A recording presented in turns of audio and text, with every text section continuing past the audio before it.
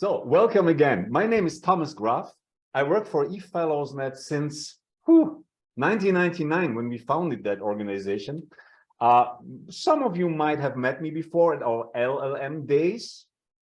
And I'm very happy to introduce you tonight to Professor Ronen Avraham from the Tel Aviv University. And we will have an interesting session. I guess that's my impression that studying or doing an LL.M in Israel is not on everyone's radar. This is why we're doing this session. And Professor Avraham will introduce himself to you. He's basically a professor of law at Tel Aviv University, Faculty of Law. He came from the University of Texas in Austin. He received his LL.M from Michigan Law School. So all of these are clients at LL.M days, by the way, as well, and also an MBA. And later on, he will also have two current students who are here for you to ask questions, to answer your questions, basically. How is it like studying in Tel Aviv? How is it studying at the Tel Aviv University and doing LL.M there? Basically, you can publish your questions at any point during the next hour in the chat, but I guess later on we will have time where you can just unmute yourself and can just ask questions. I hope that's fine for everyone. And I would say, Ronen, I will give you the status of a host. Right.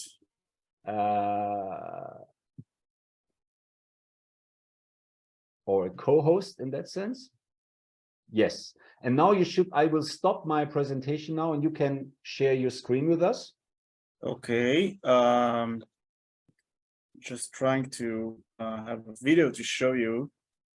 I'm trying to make it work. I think it's going to be fine now. Yeah. Okay. So I'll share the screen in a second. Okay. Good evening, everyone. My name is Ronen Avraham, and I'm a professor at Tel Aviv University. I'm also the director of the Parcel LL.M Foundation. And what I'm going to do now is I'm going to start with a 3-minute clip about the program. And then I'm going to talk to you a little bit about the program. And then I'm going to log off and let you talk with the students by yourself. Let me just say that today with me is Renata, who is the administrative director of the program. Renata, are you here? Yes. Hi, everyone. Welcome. I'm the Admission and Marketing Director of the LL.M program. If you guys have any questions, anything you want to ask us, I'm going to let our mail on the chat, okay? You can talk to us. Thank you for coming. Thank you, Renata. By the way, Renata is from Brazil, so we are an international program, not just with respect to our students, but also our staff. We have another employee in our office, Marie, who is from Belgium. So it's really an international office. Now let me share with you a short clip that I want to show. So, okay. Can you hear and see? Yeah.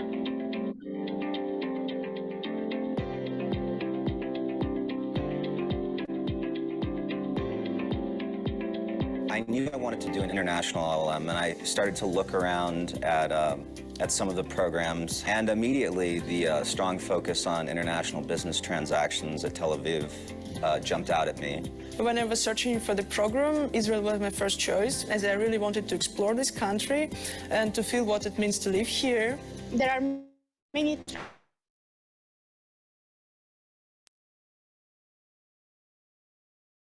Now the connection is broken for me. I cannot see the video anymore.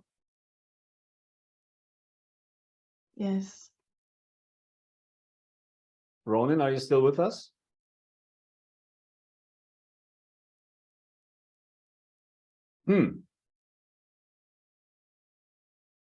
Renata, can you see Ronen moving? No, right? No, I think Frozen. he disconnected. Yeah, give me 1 second. Let me try here.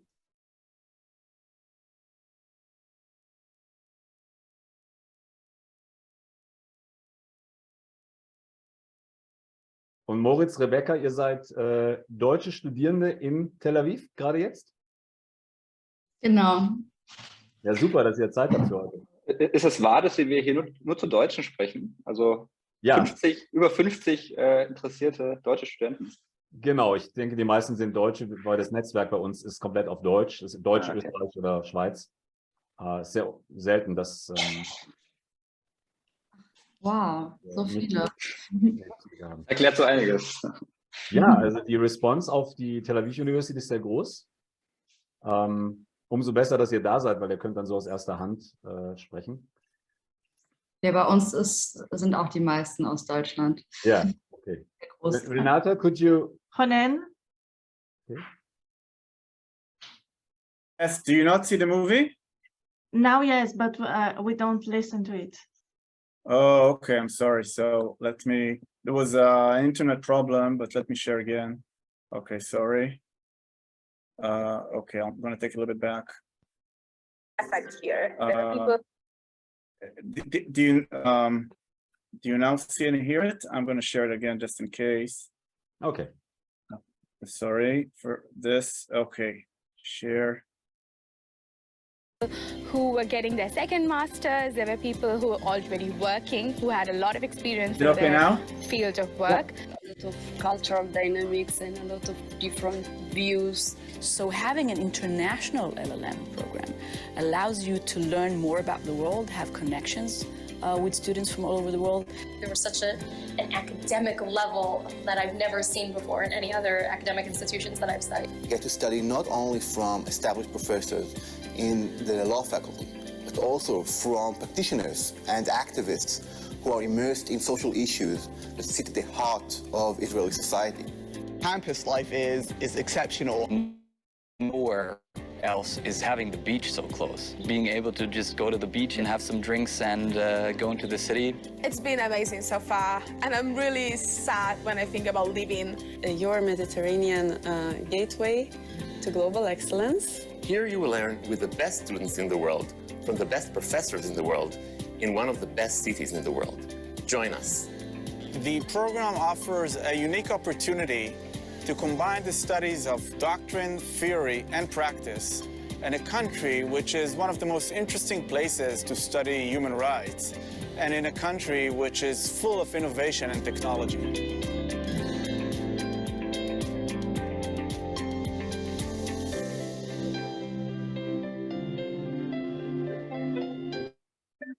Okay, so where's the part presentation? Let me go back to the presentation. Here it is. Share screen again.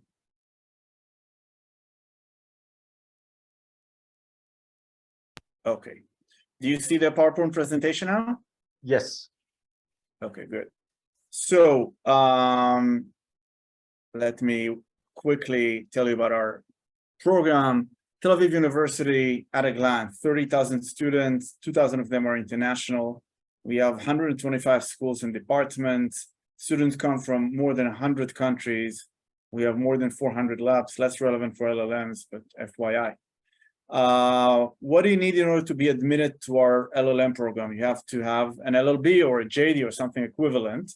Your GPA has to be equivalent to 3.0. I know many of you come from different systems. Germany definitely comes from a different system, but we know how to translate that. You have to have a good TOEFL or any other English test. And basically you come here for a 1-year intensive degree program taught in English. We start on September 1st, and you have 3 consecutive semesters. One is just 1 month of a really condensed semester where you study with your friends to the LLM. The LLM program is usually something up to 20 students per class. And you study with them 3 courses: Introduction to Israeli Law, Law and Economics, Law and Sociology. There are all sorts of excursions. We take you for field trips in this semester. The tuition is $21,000, but there are various scholarships. I'm going to talk about that. And as I said, class size is up to 20 students. After the core semester, the first semester, condensed semester in September, you study with your other LLM friends, the school year starts here in October. You then go and select or elect any courses you want that are in English. There are a variety of courses, and you study those courses with Israeli students and other international students as well. Oops, I went to the wrong direction. A few things that our program is very unique about. We have local legal practice. It's something that we offered now in January, February. It's actually a break now. We don't study. There are no studies. Students have exams, but then they have some free time. Some of them go back to their home countries. Some of them, we give them the opportunity to, experience law firm in Tel Aviv. And we connect them with various law firms in Tel Aviv, and they go there for a couple of weeks, and they write memos, and they participate in meetings, and they bring their international perspective to Tel Aviv law firms. And this is a very successful endeavor. Every year we have more students and more law firms interested in doing that. Sometimes interesting stuff happen. We've had cases where a law firm made an offer to a student to come back after she graduates. It was a student from China. So she went back to China, got a working visa, and came back, and now she works in this law firm. That is not our goal, but those things may happen. You can also stay for another year and write thesis. And we also every year we have a student that stays here to write her thesis. We also have occasionally students who stay here to do their PhD. That's also, including from Germany, sometimes they do their second PhD with us. Classes are taught by professors from Tel Aviv or from all over the world. We have about 40 visitors a year from all over the world. So you get to learn from American and European and Asian professors. We have all sorts of field excursion. In fact, just next month, we're going to have a 2-day trip and a 1-day trip in March. And as I said before, we have scholarships based on merit and need. And so you can go on our website and look for that as well. We have 3 specializations. We have general track, and then we have technology and the law, we have business law, and we have international law and human rights. So just to show you a random selection of courses in these 3 tracks. In technology and the law, you have IP, you have startup law, you have technology disruption. In business law, you have antitrust, mergers and acquisitions. In human rights, you have constitutional labor rights, health and human rights, etc. So there's a lot to choose from. Starting from the top left, what you see here is how we studied during Corona. So it seems that the world is, we're no longer in a Corona times, but even during Corona, when everybody else went online, because Tel Aviv is such a warm city, actually now is January, it's winter, and it's 20 degrees Celsius outside. So it's really, really nice weather. You can study outside. So during Corona times, we conducted in-person classrooms, as you can see. We have all sorts of trips. As I told you, in March, we're going to have two trips. We have world-class faculty. If you choose to live in the dorms, you live with many other international students from all over the world who comes to study, computer science, engineering, whatnot. There are a lot of social activities, both at the university level and at the faculty level, at the program level. And of course, there's Tel Aviv, which is just a great city. Okay, if you choose the dorms, these are the dorms. It's a walking distance from the faculty, from the law school. You have 24-hour security. You get health insurance, which is, anyway, health insurance is included in your fee. But you have doctor's office on campus. You have food courts. You have supermarkets. All sorts of social support, orientation days, and social and cultural activities. And as I said before, excursions throughout Israel. So you can scan the barcode here. You can click on the link. You can do whatever you want. Google us. Renata will help you. I can tell you that every year we have a few Germans coming. Actually, I have to, unfortunately, reject students from Germany because the demand from Germany is so large, and I need to, diversify the class. It cannot be a German program. So we get really good students from Germany, and I'm very happy about that. And this is a great opportunity to introduce you to two great current students that we have, Moritz Bochner and Rebecca. Where's Rebecca? Here it is, Rebecca Michnik. And they're going to talk to you about the program. And just that they feel more comfortable answering your questions, I'm going to log off. But before I log off, do you guys have any questions to me or to Renata? Yeah, we received two questions already in the chat. One question was if there is a limit of age for applying at the university to start the LL.M program. Is there an age where you are basically too old? If you're not 200, you can apply. That's great. So the likelihood that you... And if you're more than 200, contact me and maybe I'll help you get in regardless. When we find a senior program. And the second question was, what is the scale for GPA translated to German system? I don't know if you can answer that. We have the German state exam system. With the points I know. You guys managed to have the most complicated grading system I've ever seen in my life. And I'm dealing with students from 150 states. It's crazy. I don't remember by heart. Renata, do you know? Is it 11 or 12? I can't remember. I don't remember either, but I can check. And I don't know who was the person that asked, but can you please send me a mail and I can check for you and I reply to you. Yeah. Moritz and Rebecca, do you guys know what our standards are in German terms?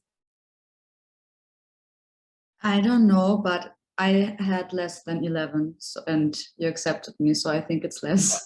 Well, typically in Germany, the threshold for that the law firms request is 9 points. So I would be surprised if you expect more than 9 points, to be honest. But okay, so I think it would go more. It would be like Prädikat or no, not 11.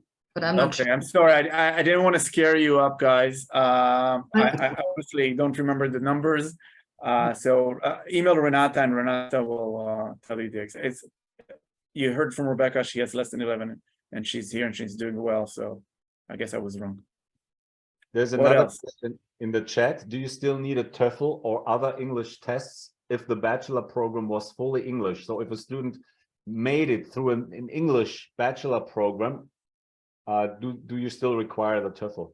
Probably not. Most likely not. You will have to send us some certificate showing that you had the LLB in English and you will be exempt from the TOEFL. It's like 99%, but usually not. Everyone, you can also unmute yourself and ask a question. Nico, I see you have a question. Yeah, thank you. I wanted to ask how would you describe the teaching style? Like, would you say there are like a lot of discussions in the courses? Does it vary a lot? I mean, it usually varies for sure, but yeah, maybe I suggest you keep that question for Rebecca and Mort after I log off. They'll tell you the truth. I actually, unfortunately, did not take those classes. Although every year I promise myself that I'm going to sit in one class because the teacher is so great, but I never find the time to do that.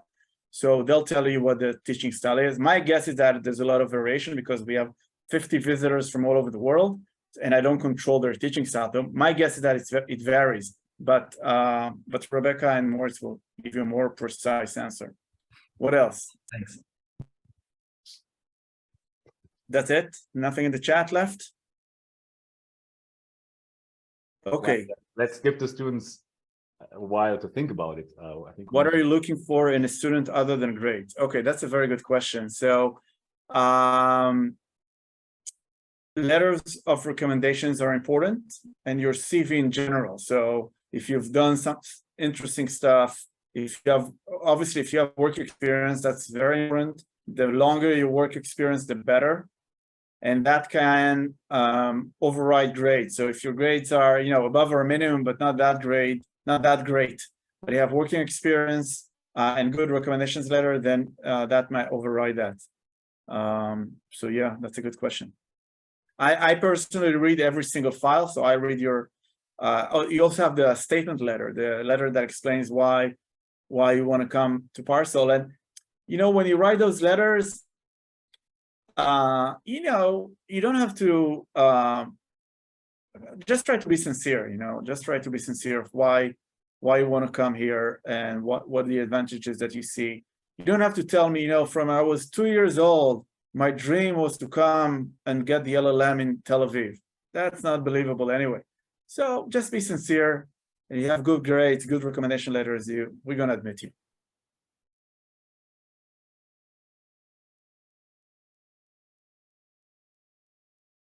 By the way, since you mentioned that you received so many applications from Germans, how international is such a class? How many nations do you have in one class? Program?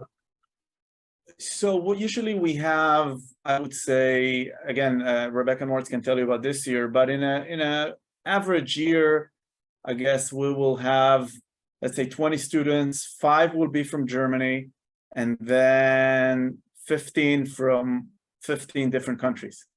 Okay. It could be that we get 2 from India. The larger countries, sometimes we get more. Maybe we get 1 from Canada, 1 from the United States, so you can count them together as North America. But usually we don't have, this year, by the way, we have 2 students from Nigeria, but that is rare to have 2 students from Nigeria. Usually we have 1 from Africa, we have from Ethiopia sometimes. We like, they're good students. They're very good students there. Usually, besides Germany, the other countries send us just 1 student each. And Germany, frankly, I could have had a German LL.M, because I have so many applications of so many good students. So I have to limit and choose the best ones, unfortunately. But yeah, German loves us, we love them, so we always get good students from Germany. Is it possible to present in remote courts or legal clinics during the LL.M? Legal clinics, no, because they're in Hebrew. But moot courts, I believe it's possible because they're in English. Some of them are in English. We compete in all sorts of international competitions. So like the Red Cross international law competition. We have all sorts of international debates, and they are in English. So that is possible, but not clinics, unfortunately.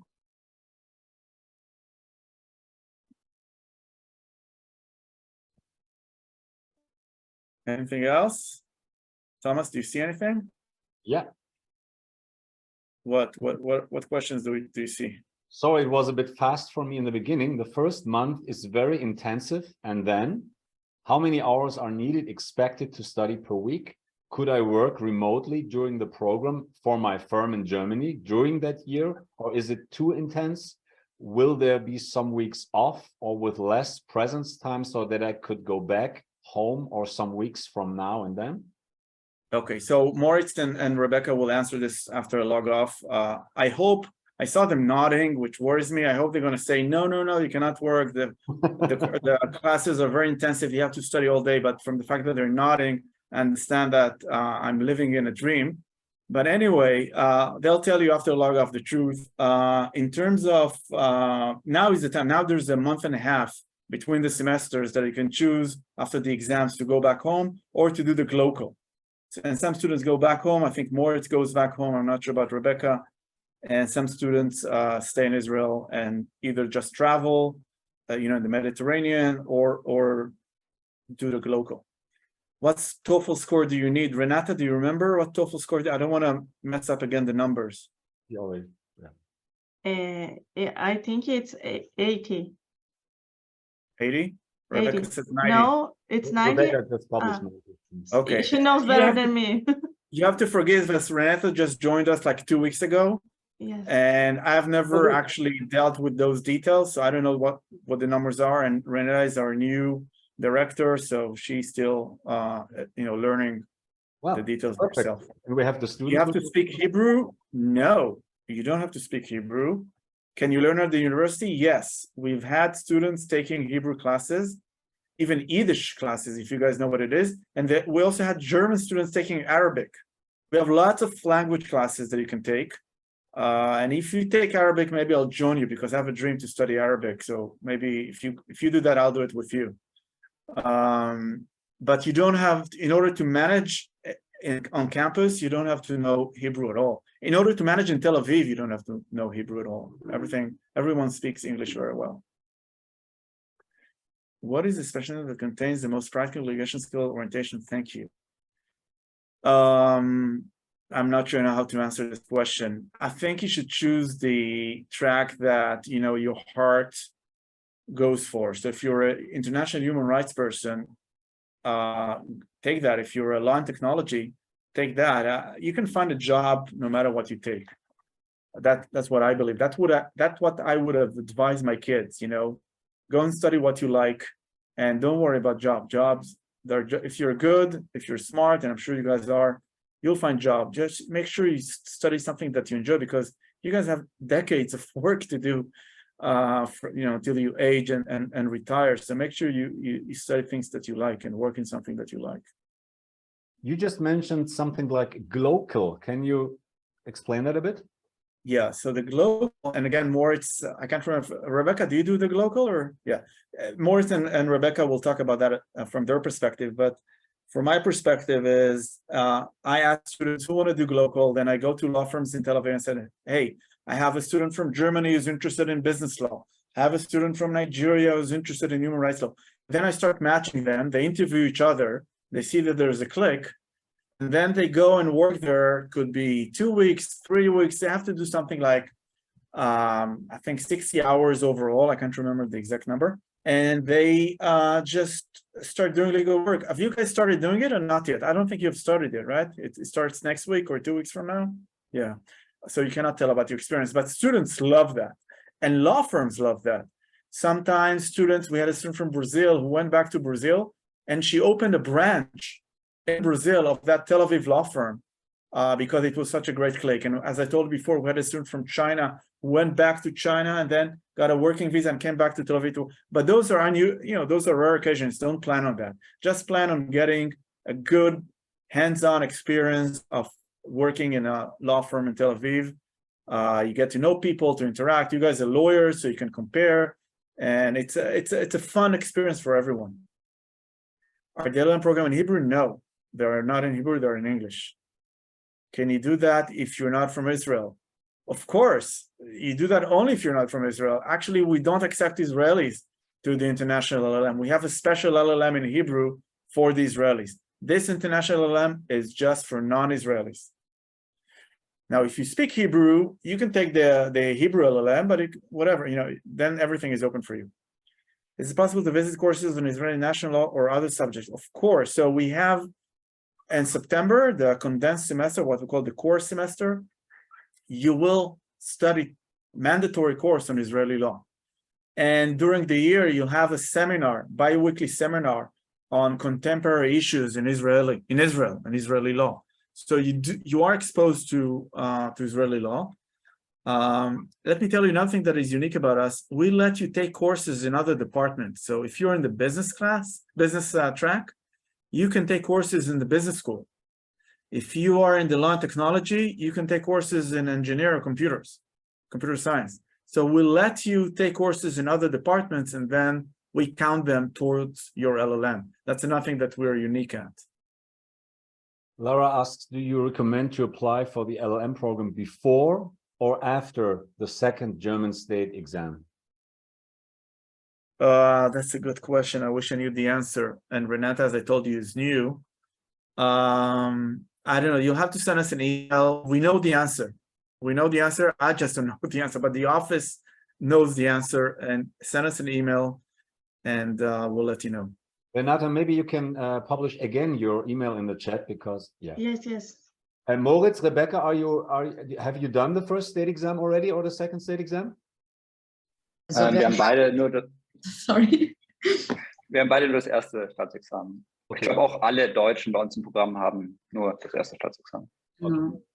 Okay, I just know I2, I feel, so I think I'm going to log off and let you guys speak in German to the candidates. Before you leave, just one final question, please, if that's fine with you. So sure. You can work in a law firm that handles human rights cases or does local focus on business law? No, if you're interested in human rights, we'll connect you with NGOs, Israeli NGOs that deal with human rights, like the all sorts of NGOs. We have for refugees, we have for prisoners, we have for human rights in general. Every year, actually this year is the first year ever that no one from the human rights track wanted GLOCAL. But in the past, we always had human rights students from the human rights track interested in global. So yeah, the answer is yes. Okay. What else? Thank you very much. Okay. So thank you again. Thank you, Rebecca and Moritz. And have fun. And I hope to see you here next year. Okay. Thank you, Renata. Thank you, everyone. Thank you again, Rebecca and Moritz. And any questions, just write to me. I'm going to find the answer. Don't worry. And you can count on us. Okay. Have fun and enjoy. Bye-bye. Okay. We have Renata, Moritz, and Rebecca with us. And we have another question from Hannah. Is there the Cambridge certificate in advanced English level 1 accepted instead of the TOEFL? I guess that would be difficult to answer for Renata since he's just in the office for 3 weeks. I think Renata is not here. Ah, no, right? No, I think she's gone. Okay, dann können wir Deutsch sprechen. Genau. Everyone understands German, I guess. If someone doesn't understand German, just raise your hand. Aber ich denke, wir sind alle deutschsprachig. Ja, jetzt haben wir euch ja, das ist ja schon mal super, dass ihr euch die Zeit nehmt, weil ihr könnt dann, wie der Ronen sagte, uns die Truth sagen. Wie ist es denn nun wirklich? Erzählt doch mal ein bisschen von euch vielleicht. Moritz, willst du? Ich kann anfangen, ja. Ich habe ursprünglich Jura in Konstanz studiert. Hab dann okay, das ist gut. Hab dann da mein erstes Staatsexamen gemacht und habe mich dann, war mir dann aber ziemlich schnell sicher, dass ich nicht promovieren möchte und lieber eine LL.M machen. Das war irgendwie eine Entweder-oder-Entscheidung für mich. Und war mir dann auch sehr schnell sicher, dass ich das in Tel Aviv machen will. Habe mich dann auch nur hier beworben, nirgendwo sonst. Und das hat glücklicherweise geklappt. Zu den Gründen, warum ich mich hier beworben habe. Also in meinem Fall hat es, glaube ich, mit einer persönlichen Affinität für Israel vor allen Dingen zu tun. Ich war hier schon vorher 2-mal und habe mich wirklich, kann man sagen, ins Land verliebt. Und war mir dann irgendwie sicher, ich will hier irgendwas machen. Und dann bleiben mir eigentlich nur noch 3 Städte in Israel, also Haifa, Tel Aviv und Jerusalem. Und da ich von meiner Ausrichtung her auch schon im Studium früher immer eher im Business-Bereich unterwegs war und Tel Aviv ja wirklich die Stadt der Startups ist und ich auch wirklich sehr interessiert im Bereich Startup Law bin, hat es dann wirklich die Tel Aviv University einfach angeboten. Und ich würde zudem auch einfach sagen, dass Tel Aviv einfach die Stadt mit der größten Lebensqualität von der Preis. Okay. Ja. Genau. Vielleicht will Becky noch was zu ihrem Hintergrund sagen. Ja, bei mir ist es ähnlich. Ich habe Jura in Berlin studiert und auch das erste Staatsexamen gemacht. Und bei mir war das aber auch eher so, dass ich zwischen London und Tel Aviv und Paris mich entscheiden musste. Aber als ich die Zusage von der Uni in Tel Aviv erhalten habe, wusste ich eigentlich direkt, dass ich nach Tel Aviv gehe. Habe mich auch am meisten über die Zusage gefreut. Und ich muss sagen, ich bereue es auch nicht. Es war definitiv die richtige Entscheidung. Also es macht super viel Spaß. Uni, aber auch das Leben in Tel Aviv, beides. Und ich glaube, das ist allen wichtig, dass man auch neben dem Studium eine schöne Zeit hat. Aber auch was den LL.M angeht, also die Kurse finde ich bisher sehr gut. Ich mache halt den General-Kurs und ich finde, da ist von allem was dabei. Ich wollte mich halt genau eben nicht spezialisieren. Aber auf jeden Fall, wie Moritz meinte, Startups und die Richtung, da lernt man auf jeden Fall sehr viel dazu. Und ja, also bisher war es auf jeden Fall die richtige Entscheidung. Und ja. Noch irgendwelche Fragen? Wo in Berlin hast du, ja, da kommen schon noch Fragen. Ein bisschen bearbeiten lassen. Wo in Berlin hast du studiert, fragt Anastasia. An der Humboldt. In der Humboldt. Mhm. Habt ihr beide Erfahrungen mit Fördermöglichkeiten gemacht? Also entweder direkt in Tel Aviv oder irgendwie sonst beim DAAD oder sonst was? In meinem Fall habe ich ein kleines Stipendium von dem Programm bekommen, was der LL.M selbst trägt. Das wird man sozusagen automatisch berücksichtigt, wenn man sich für den LL.M bewirbt. Ich habe mich nicht für ein DAAD-Stipendium beworben, weil ich einfach zu spät dran war. Also ich habe mich wirklich erst nach dem Examen dann damit beschäftigt und die haben eine relativ lange Vorlaufzeit. Ich glaube, weiß nicht, wirklich eine lange Vorlaufzeit und dann war irgendwie die Bewerbungsfrist abgelaufen, schon für über ein halbes Jahr. Und dann ist das rausgefallen. Deswegen kann ich dir da leider keine Erfahrung mitteilen. Aber es gibt eben die Chance, eben ein kleines Stipendium von dieser Parasol Foundation zu bekommen. Allerdings, ja, ist das, ich glaube, dass man da jetzt eben nicht mit den Riesenbeträgen rechnen kann, die einen hier in Tel Aviv richtig weiterbringen. Stimmt. Ja, danke. Nee, 1. März für die Leute, die es interessiert, ist das DAAD. Ja. Ja, ich glaube, das ist auf jeden Fall das populärste Stipendium in der Richtung. Ich habe aber keine Ahnung, wie leicht oder schwer das zu bekommen ist, ehrlich gesagt. Anne fragt, gibt es etwas, das anders ist als das, was wir euch jetzt vorgestellt habt? Irgendetwas, das vielleicht auch nicht so gut funktioniert? Also jetzt kommen wir halt auf die Punkte, die auch vielleicht dazugehören, die auch ganz normal sind. Ja, also erstmal würde ich sagen, dass das Niveau der Lehre jetzt nicht unbedingt besser ist als in Deutschland.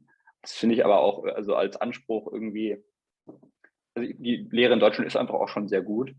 Und zudem hat man auch einfach immer das Problem, dass wenn man in Kursen ist, die halt auch hier nicht in der Landessprache sind, dass es halt um Kurse geht, die sozusagen auch die israelischen Studenten manchmal nicht unbedingt für den Abschluss brauchen. Das ist eher dann so Internationals. Also man hat schon mit israelischen Studenten zusammen Kurse, aber dass es eher auch international dominierte Kurse sind.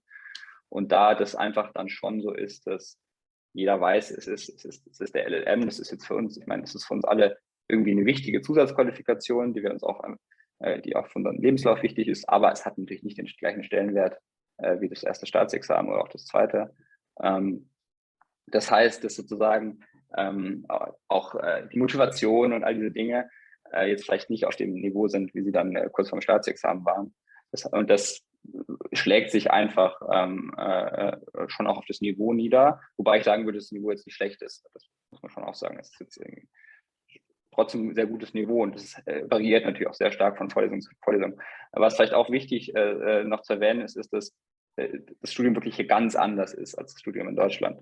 Also ich, der sozusagen Jura immer, der Jura immer als solches sehr gemocht hat. Ich hatte wirklich auch viel Spaß an Dogmatik und solchen Dingen. Also sowas wie Dogmatik kommt hier wirklich eher selten vor. Auch würde ich sagen, dass das Studium gar nicht so rechtlich aufgeladen ist. Also man studiert, natürlich kommt schon immer wieder, hat man mit Recht zu tun, aber das, was wir in Deutschland gemacht haben, also irgendwie einen Fall zu haben und dann so zu subsumieren, das werdet ihr nicht tun. Also das so gut wie gar nicht.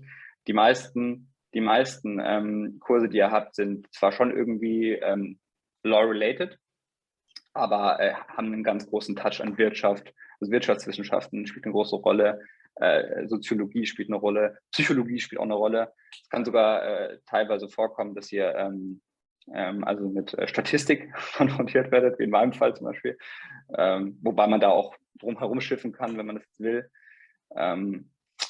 Ja, also das war für mich, glaube ich, auch die größte Überraschung, weil ich dachte wirklich, ich komme hierher und ich mache jetzt nochmal hier so ein bisschen zweites Jurastudium. Nee, das ist es wirklich nicht. Ich hatte manchmal das Gefühl, es ist näher an dem Studium meiner Schwester, die in Psychologie studiert, als an einem klassischen Jurastudium. Mache ich auch gerade. Noch eine Frage. In den Medien wird über Israel häufig nur berichtet, wenn die politische Lage mal wieder angespannt ist. Siehe Demo gegen die neue Regierung. Wie macht sich das für euch beide bemerkbar? Oder ist da gar nichts, dass man da gar nichts mitbekommt an der Uni? Rebecca vielleicht.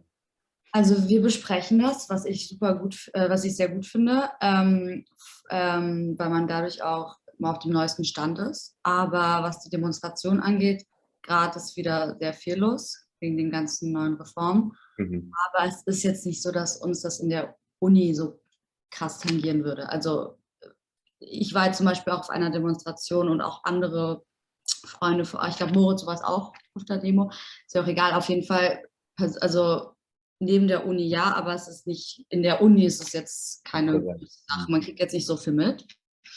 Und ich glaube, mir hat noch jemand eine persönliche Frage gestellt zum Thema Stipendium. Ja. Ich Ich habe leider auch die Frist versäumt. Bei mir war das auch relativ knapp alles. Aber ich muss sagen, ganz ehrlich, ja, Tel Aviv ist auf jeden Fall eine sehr teure Stadt, weil das habe ich auch gerade in den Fragen mit den Lebenshaltungskosten. Ja, es sind zwei Fragen. Zum einen, wie verhält sich die Miete für ein Studentenappartement in Tel Aviv preislich? Muss man sich das selbst aussuchen oder gibt es das Zimmer gestellt? Wohnt ihr nah an der Uni? Und dann ist noch eine Frage generell zu den Lebenshaltungskosten. Also wir haben Leute im Studium, die wohnen in den Dorms. Es gibt Dorms in der Uni, also genau neben der Uni, die sind auch, also ist natürlich, wenn man das mit Deutschland vergleicht, vor allem mit Berlin, ist alles sehr teuer hier. Wirklich alles. Aber ich weiß nicht, wie viel genau ein Zimmer in den Dorms kostet, aber auf jeden Fall auch nicht super wenig. Dann haben wir Freunde, die wohnen in WGs in der Nähe von der Uni oder auch außerhalb. Man findet schon was. Also Moritz, vielleicht kannst du ja auch mal deine Erfahrung teilen. Du hast ja auch eine coole WG gefunden. Aber also man findet schon was, aber ich kenne Städte, wo es leichter ist, was zu finden, sagen wir es so. Und auch, wo wohnt ihr denn, ihr beiden? Wir wohnen außerhalb, also wir wohnen beide in Tel Aviv, nicht in der Uni, weil die Uni ist ja in Ramat Aviv, also ein bisschen außerhalb vom Zentrum, also von der Stadt, aber ist auch nicht super weit. Also ist alles gut mit dem Bus erreichbar, außer halt an Schabbat, da nicht so. Aber ja, also wir haben alle was gefunden, aber Kosten sind auf jeden Fall anders als jetzt in Berlin vor allem. Ja, klar. Lara fragt, was bekommt ihr von anderen Studierenden des Human Rights Programs mit? Also gibt es von dort grundsätzlich positive Resonanz? Ich glaube, ich kenne nur eine Person, die das Human Rights Programm macht. Bei der ist es, glaube ich, überwiegend positiv. Aber so detailliert habe ich mich mit der jetzt darüber noch nicht unterhalten, muss ich sagen. Man muss auch dazu sagen, mit den Tracks, das ist so eine Sache. Also, ich würde sagen, die Tracks sind 50% wirklich interessenorientiert und 50% auch einfach, damit ihr euch einen Track in den Lebenslauf schreiben könnt. Es ist jetzt nicht so, dass ihr da auf einen Track festgenagelt seid. Erstens, ihr könnt den Track auch, wenn ihr hier ankommt, noch wechseln. Guter Tipp. Also das ist jetzt nicht so, oh Gott, die Lebensentscheidung, welchen Track soll ich denn nehmen? Und zweitens, auch wenn ihr einen bestimmten Track habt, könnt ihr immer auch mindestens genauso viele Kurse, glaube ich, noch an anderen Tracks nehmen. Also zum Beispiel, ich habe jetzt den Business Law Track, ich habe aber auch Israel-Palästinien Konflikt, was natürlich kein Business Law Kurs ist, sondern eben ein Human Rights Kurs. Und deswegen kann man eben sich, wenn man eben Interessen in verschiedenen Gebieten hat auch und sagt, okay, ich habe schon irgendwie eine Affinität für Human Rights, aber eben auch will aber auch noch andere Dinge sehen, das ist eben kein Problem. Man kann eben, und das ist wirklich ein großer Vorteil, man kann sehr, sehr frei wählen, was man machen muss. Man ist sehr flexibel. Man kann auch, was ein Vorteil gegenüber Deutschland ist, würde ich sagen, man kann auch Kurse, bis zu 3 Vorlesungen kann man reinschnuppern in eine bestimmte Vorlesung und die dann noch abwählen danach und eine neue hinzufügen. Das heißt, man ist wirklich sehr, sehr flexibel und kann bis kurz vor knapp immer nochmal alles so schneidern, wie man es dann am liebsten hätte. Das ist wirklich sehr anders als in Deutschland. Ein großer Vorteil, würde ich sagen. Gehen wir es gleich chronologisch durch. Anne Reichert schreibt, wie lebt es sich in Tel Aviv? Geht ihr Hobbys nach, Ausgehen etc.? Also ich habe ja auch gehört, dass Tel Aviv eine lebenswerte Stadt ist und Anfang April bin ich auch vor Ort mit meiner Familie. Wie geht's euch da? Also um es kurz zu machen, Tel Aviv selber ist das Hauptargument für den LL.M und wirklich auch, würde ich sagen, warum ich es jederzeit wieder machen würde. Für mich ist es, ich war jetzt noch nicht in allen Städten der Welt, aber es ist für mich wirklich eine der schönsten Städte der Welt.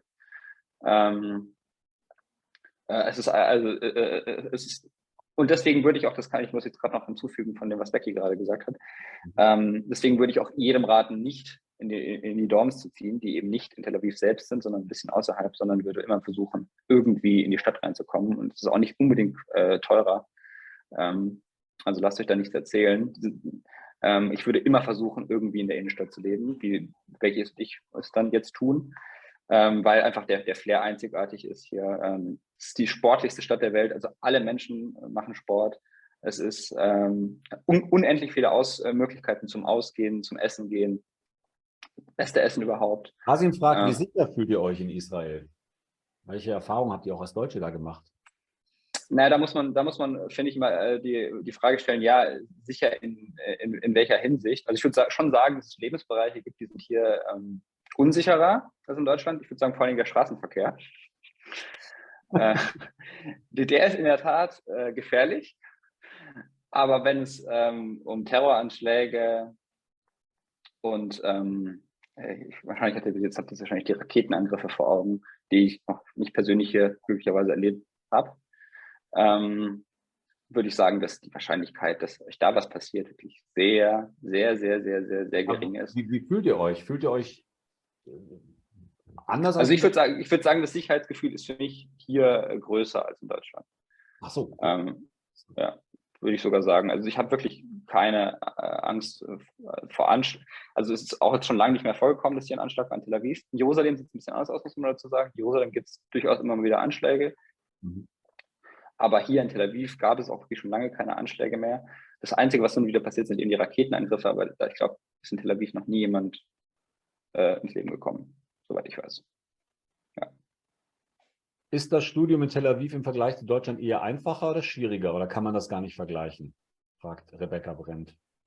Es ist einfacher und man kann es gar nicht vergleichen. Anders. Ist anders. Die Moritz vorhin auch sagen, inwieweit es anders ist, inwiefern es anders ist? Es ist einfach genau, was Moritz auch gesagt hat, wenn man kurz nach dem Staatsexamen herkommt und dieses typische Jurastudium in Deutschland gewohnt ist, ist es schon super, sehr anders und sehr, vor allem auch, also was für mich zum Beispiel krass war, war diese ganzen Business-Themen oder auch Psychologie. Manchmal fühle ich mich so, als würde ich gar keinen Jura-Master machen, sondern irgendwie ein MBA oder so. Ah, okay. Aber also nicht unbedingt negativ.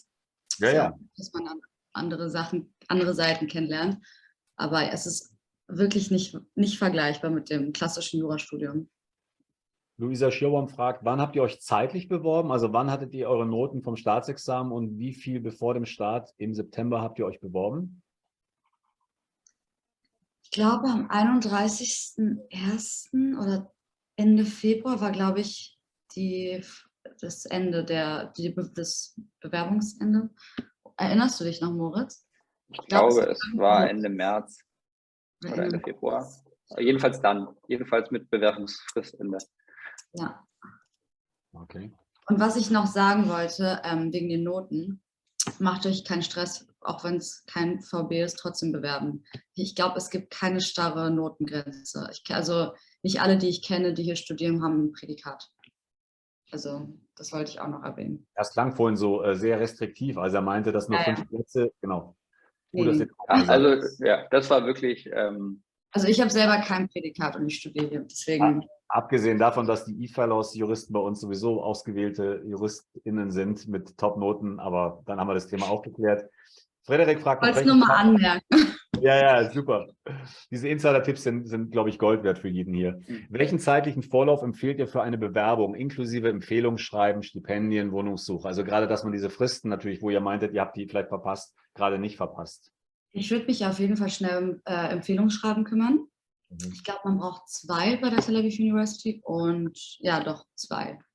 Und da würde ich mich auf jeden Fall schon drum kümmern, weil ich habe die Erfahrung gemacht, dass einige Professoren das ein bisschen länger gebraucht haben. TOEFL würde ich auch machen, falls man irgendwie doch nicht die 90 Punkte erreicht, dass man das dann noch wiederholen kann. Und Wohnungssuche würde ich ganz am Ende machen. Also da habe ich mich irgendwie angefangen im Juli oder so drum zu kümmern. Da wurde mir gesagt, dass ich viel zu früh dran bin. Oder nie. Also das würde ich eher spontan machen und dann in den ganzen Facebook-Gruppen einfach schauen. Also da gibt es diese ganzen WG-Gruppen, wo man ganz viele Wohnungen angeboten bekommt. Okay. Ja, Anne, ich sehe dich und ich lese deinen Text. Anne schreibt nochmal wegen der Remote-Geschichte, also ob sie von Deutschland aus arbeiten kann, ob das tatsächlich geht oder ob sie für ein paar Wochen nach Hause fahren kann, also ob sie Job und LL.M Tel Aviv irgendwie kombinieren kann, oder haltet ihr das für ausgeschlossen? Also ein paar Wochen nach Hause fahren. Also ich kann an der Stelle spoilern, ich bin über Weihnachten nach Hause geflogen. Und der erste Schock ist jetzt erstmal, es klingt jetzt sehr normal, aber die Israelis kennen ja kein Weihnachten. Das heißt, Weihnachten läuft die Uni ganz normal weiter. Das waren dann 2 Wochen. Das geht aber, man muss halt sagen, dass wirklich normalerweise Anwesenheitspflicht besteht und in vielen Kursen auch genommen wird. Wenn man jetzt nicht darauf besteht, hin und wieder mal ein paar Wochen zu Hause zu sein, würde ich sagen, geht das auf jeden Fall. Also vom Workload, das ist überhaupt kein Problem. Ich selbst arbeite auch nebenher, jetzt nicht remote, sondern hier, aber ich arbeite eben auch meine 10 Stunden die Woche nebenher und das ist kein Problem. Also das wegen dem Workload sollte man sich keine Gedanken machen. Das ist doch mal eine gute Antwort. Frederik fragt noch nach dem Bar-Exam in den USA, ob es irgendetwas Vergleichbares auch in Israel gibt. Ja, es gibt das Israeli Bar. Wenn man das machen möchte, wenn man hier gerne zugelassener Anwalt sein möchte, kann man das machen, aus irgendwelchen Gründen. Man muss aber, glaube ich, Grundkenntnisse in hebräischer Sprache aufweisen. Also jetzt dünnes Eis, bitte das nochmal doppelt checken. Aber man muss Basic-Kenntnisse in Hebrew aufweisen und kann dann aber, soweit ich weiß, das Bar-Examen in jeder Sprache ablegen, das man möchte, solange man das irgendwie die Übersetzung zahlt. Wobei das jetzt wirklich unsicheres Wissen ist. Aber gerade ein Freund von mir hier macht das gerade, oder durchläuft diesen Prozess und der hat mir das erzählt. Dieser fragt, Empfehlungsschreiben ausschließlich von Profs oder reichen auch Arbeitgeber oder Praktika Empfehlungsschreiben? Ich hatte eins von einem Prof und einem Praktiker. Und das wurde nicht beanstandet. Rebecca, bei dir auch, oder? Bei mir waren es 2 Professoren, aber zum Thema Arbeiten, ich habe gerade eine Frage gesehen. Also mir wurde gesagt am Anfang, bevor der LL.M angefangen hat, dass ich meinen Job behalten soll. Also ich habe in der Kanzlei in Berlin gearbeitet und ich dachte mir irgendwie, dass es zu stressig wird und jetzt bereue ich es. Also wenn ihr die Chance habt, kann man sicherlich als weiterhin remote hier irgendwie 1- bis 2-mal die Woche arbeiten. Dafür habt ihr definitiv die Zeit. Jetzt mit dem nach Deutschland fliegen für ein paar Wochen, weiß ich nicht, aber arbeiten ist auf jeden Fall möglich daneben, falls das noch nicht beantwortet wurde. Ich habe es nur gerade gesehen in den Nachrichten. Ja, weil auch gerade gefragt wird von Jonathan über das, sozusagen das Ansehen des LL.M. Also da muss ich mal kurz eine Eigenwerbung nutzen, kann ich natürlich könnt ihr die e-fellows.net Website gerade sehen, die ich eingeblendet habe? Ja. Da kann ich euch natürlich auf unsere LL.M-Days, wie gesagt, Eigenwerbung hinweisen. Wir sind ja am 4.3. in Berlin und am 25.3. in München, im November in Frankfurt und im Sommer haben wir auch noch einen Distance LL.M-Day. Diese 3 sind vor Ort. Der Distance LL.M-Day findet per Zoom statt und an jedem dieser Events haben wir zwischen 20 und 25 Law Schools international. Da geht es nur um den LL.M und da bekommt ihr diese Frage und Kanzleien, bei manchen Standorten auch. Da bekommt ihr diese Frage, denke ich, ganz gut beantwortet über das Standing vom LL.M. Kurz gesprochen, meine Erfahrung war eigentlich, dass gerade insbesondere Wirtschaftssozietäten ganz einfach ein LL.M im englischsprachigen Ausland oder einen englischsprachigen LL.M, sage ich mal so, durchaus sehr gerne sehen. Aber es ist besser, ihr Netzwerk da direkt vor Ort und fragt auch Kanzleien und Law Schools direkt, würde ich einfach sagen. Rasim fragt, habt ihr Erfahrungsbericht zu einem Ph.D. im Anschluss an den LL.M? Leider nicht. Bisher. Okay. Anne, also sind durchgehend über das Jahr Lehrveranstaltungen, gibt es auch mal Semesterferien im Rahmen des LL.M-Programms? Die stehen jetzt an. 6 Wochen, soweit ich weiß. Ja. Genau. Und dann im Sommer nochmal, oder? Naja, das ist dann ja im Sommer vorbei einfach. Ist schon vorbei, dann im Juni oder Juli wahrscheinlich dann. Ne? Genau. Also nach diesem Einführungssemester haben wir 3 Wochen frei. Dann kannst du einmal, ja. Anne hat einen sehr starken Bezug zur Heimat, merke ich jetzt gerade. Das ist ganz wichtig, das erstmal geklärt zu haben. Hey, Tel Aviv, es geht ums Ausgehen und dort bleiben.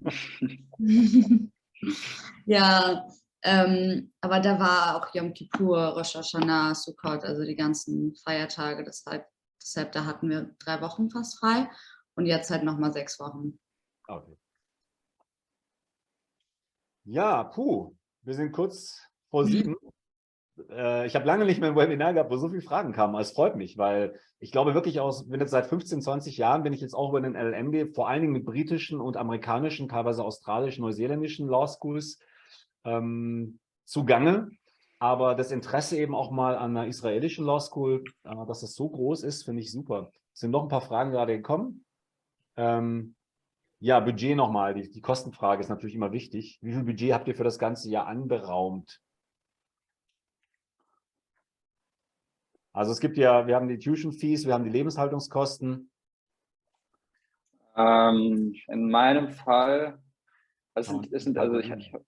in meinem Fall, also die Tuition Fees natürlich, dann zahle ich jetzt ungefähr, das kommt eben auch auf den Wechselkurs an, aber jetzt momentan 900 € umgerechnet Miete für ein Zimmer in einer 5er-WG. Ja, das ist wahr. Wahnsinn.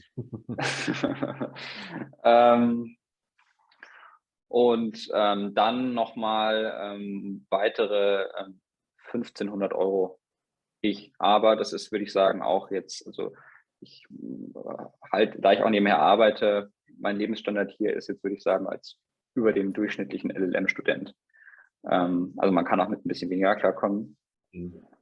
Aber ja, also so 2500 € im Monat, ja, würde ich sagen. Wofür gibst du das Geld aus, wenn ich so fragen darf? So grob. Also gehst du in einen Gym, der sehr teuer ist? Machst du viele Sightseeing-Trips? Oder gehst du viel in Clubs und die Cocktails sind einfach verdammt teuer? Die sind echt teuer. Ja, genau. Also es ist wirklich, es ist das Essen. Es ist das Essen. Und zwar nicht nur Essen gehen, sondern auch im Supermarkt. Also Supermarkt ist unglaublich teuer.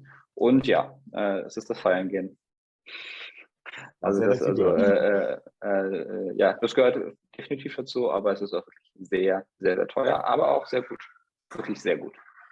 Also ich höre schon, es ist eine richtige Lebenserfahrung, glaube ich. Das LLM-Programm, also das ist jetzt mal meine subjektive Interpretation, ist eigentlich nur der Rahmen. Und dann hat man für den Lebenslauf eben noch den Abschluss und so ein paar Sachen. Aber eigentlich geht es doch tatsächlich darum, diese Lebenszeit und dieses Jahr für sich zu nutzen in jeder Hinsicht. Und das ging mir im MBA auch so ein bisschen so, aber das mit Tel Aviv, das hört sich für mich jetzt noch mehr danach an. So, eine letzte Frage. Entschuldigung, Rebecca, ja? Nein, ich wollte nur sagen, wir lernen natürlich auch. Und wir machen auch sehr viel. Heute zum Beispiel haben wir schon den ganzen Tag eine Klausur geschrieben. Es gibt auch Klausurenphasen. Okay. Da hängen wir wahrscheinlich jetzt auch noch eine halbe Nacht drin, würde ich mal schätzen. Also das gibt schon auch. Also Take-Home-Examen hört sich immer einfach an, aber ist dann doch eher anstrengender, als man denkt. Schreibt ihr eigentlich eine Abschlussarbeit, wird hier noch gefragt? Nein. Ist auch noch also manche halten es für, also ich halte es für einen großen Vorteil, aber ja, ist schon keiner. Und ich sage mal, die letzte Frage für heute würde ich jetzt noch zulassen von Ilja. Wie wahrscheinlich ist es nach dem LLM im Ausland als Jurist zu arbeiten und insbesondere in Israel? Das kann ich nur sagen. Ich habe jetzt für diesen Global-Kurs, von dem Ronen vorher erzählt hat, bin ich bei einer israelischen Law Firm zum Interview eingeladen worden und hatte ein Gespräch mit einem Partner, der in Spanien sein Bar-Examen gemacht hat. Der hat dann auch die Israeli Bar gemacht, aber der war eben Spanier und ich glaube nicht mal jüdischer Spanier, was wirklich ungewöhnlich ist. Und jetzt Partner in einer der größten israelischen Law Firms. Das geht also. Also wenn man den Wunsch hegt, glaube ich, ist da schon ein Weg. Das ist nicht unmöglich. Super. Wahnsinn, wir haben alle Fragen durch. Also dann möchte ich mich ganz herzlich bei euch beiden, Moritz, Rebecca, bedanken für eure Zeit und euch natürlich für den Rest des Studiums noch viel Erfolg und eine tolle Zeit in Tel Aviv wünschen. Wie gesagt, im April komme ich mit meiner Familie auch mal hin und schaue mir das mal an. Und also ganz herzlichen Dank, war super. Und an alle TeilnehmerInnen, ihr habt die E-Mail bekommen, auch von der Renata. Habt ein bisschen Verständnis mit ihr. Sie ist erst seit 3 Wochen in dem Office dort. Aber sie wird alle Fragen von euch beantworten, hat sie mir schon gesagt. Sie wird also recherchieren und bis sie die Antworten für euch auch hat, meldet euch gerne bei ihr. Vielen herzlichen Dank für euer Interesse. Hat Spaß gemacht. Und uns allen noch einen schönen Abend. Ne? Tschüss. Ja, danke. Ciao. Viel Erfolg. Ciao.